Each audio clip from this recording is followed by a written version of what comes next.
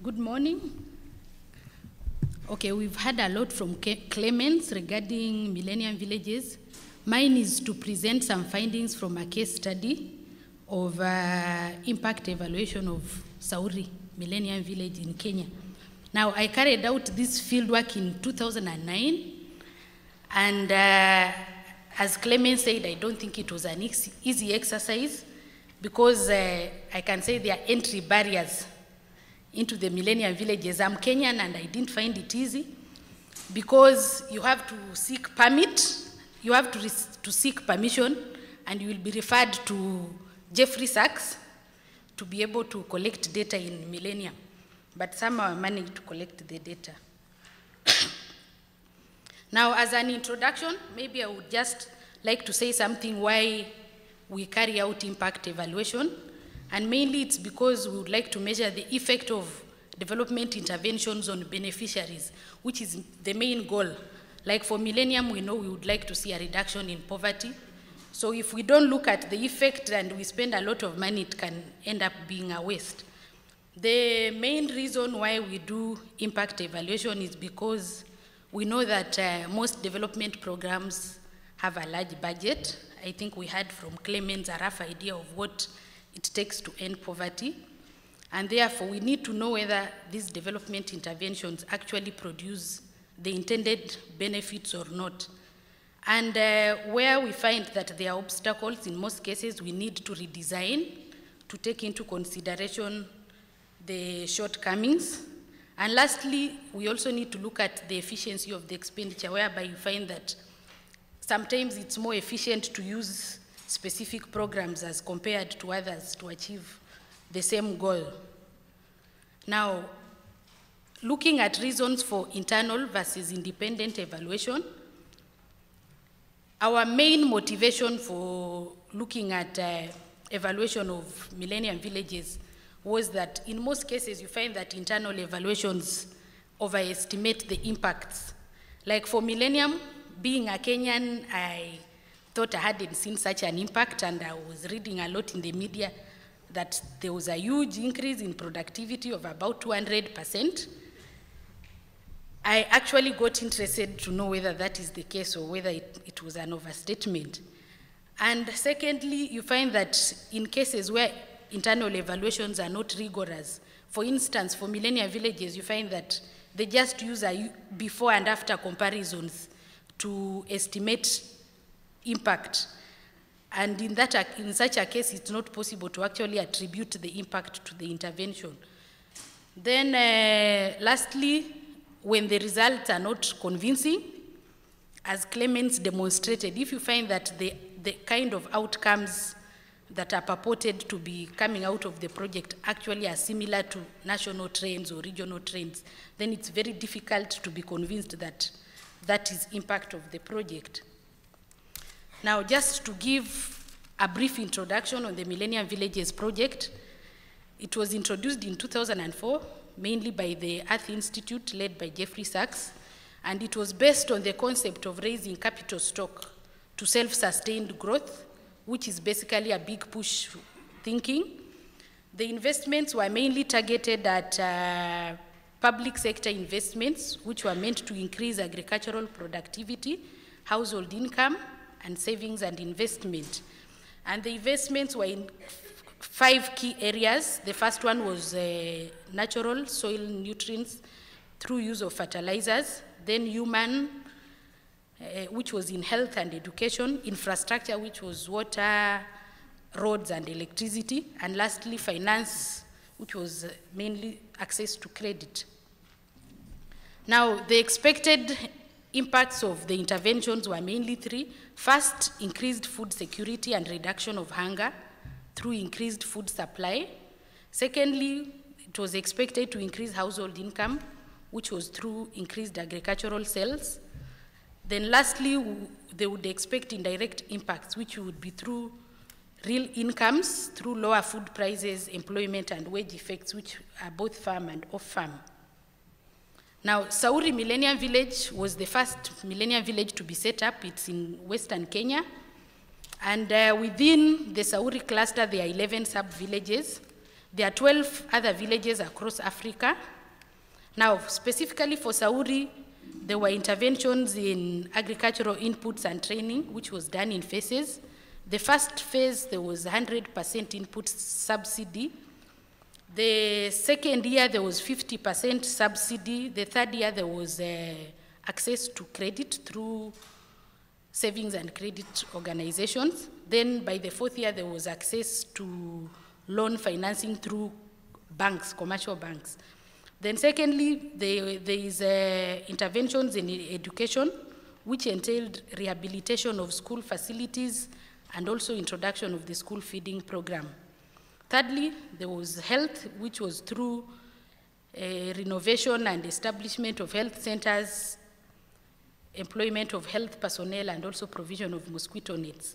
Then the interventions in infrastructure included provision of water, which was mainly through water springs, protected springs, access roads, and also connection of the main institutions, mainly schools and hospitals, to the electric grid. Then lastly, we had market access, which was through market service centers and cooperatives.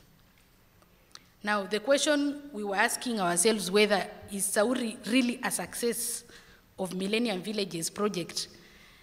If you look at the media, Sauri has been seen as the success story of the Millennium Villages project. And being Kenyan, I thought it's good to look at it and see whether it's really a success or not. Now, as I said earlier, the internal estimates of impacts were estimated at 200% increase in agricultural productivity. So far, we haven't seen any evaluation on the impact on income. Now, within Sauri, we saw rapid scaling up. The first year, they set up one village, and after 100% input subsidy, they scaled up to 10 more villages in the second year. So the question was what was being scaled up, because the objective was not really being given free inputs to see 200% increase in productivity. They did not wait to see what would happen when they phase out the input subsidy. Now, for Millennium Villages, the key questions for impact evaluation, and this is from them, not mine, is whether MDGs can be met, whether the changes can be attributed to Millennium Village interventions, and whether these interventions are sustainable. And I think from what we have seen so far, I think none of their evaluation reports answers most of these questions. As I've said before, they've measured success on before and after comparison where it's not possible to attribute. And we've seen calls for additional financing into the projects and, of course, further scaling up, as one of the donors has talked here. So for us, we thought it's good to know what actually is the impact before we keep asking for more aid. Now, to carry out impact evaluation of Sauri, we analyzed the impact of the interventions on agricultural productivity, and by this we proxied by maize yield, because maize was the main staple crop. Then we looked at the impact on total income, which was further disaggregated into income from sale of crops, income from employment on the farm, off-farm employment, small-scale business and self-employment, and also remittances. Now, from our impact evaluation, we saw that MVP actually increased agricultural productivity, thereby improving food security and reducing hunger. But the gains were much lower than what was reported by the MVP themselves. Ours was about 70% increase as compared to 200% increase. Now, we found an insignificant impact on total household income, which was expected, because when I was in the field, actually, just by observation, I felt I wouldn't expect an impact on income even if I do my statistical manipulations. Now, when we disaggregated income into the categories, we found that all other categories were insignificant except a significant reduction in remittances. And this is because if someone used to receive money in form of remittances and now they believe people in the millennium are better off. They've been given money, they are now rich. Someone will not give you money anymore. So there was a reduction in remittances.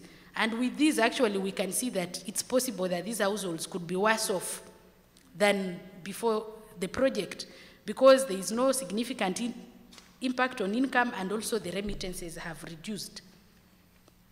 Now, how do we explain these outcomes? We find that agricultural productivity increased because of an increase in input usage. There was more use of fertilizers. But in general, we see that the interventions in agriculture did not work well.